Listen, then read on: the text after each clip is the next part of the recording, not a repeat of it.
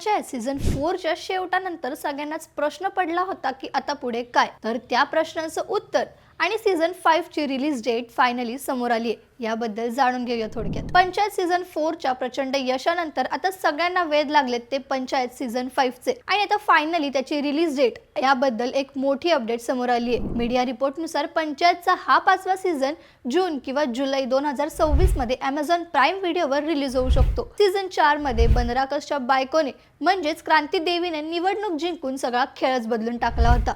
त्यांनी प्रधान पद जिंकल्यानंतर आता गावची समीकरणं पूर्णपणे बदलली आहेत। आता सीझन 5 मध्ये उपप्रधान पदावरून नवीन वाद सुरू होणार आहे, ज्यामध्ये पॉलिटिक्स आणि एंटरटेनमेंटचा भरपूर तडका असेल।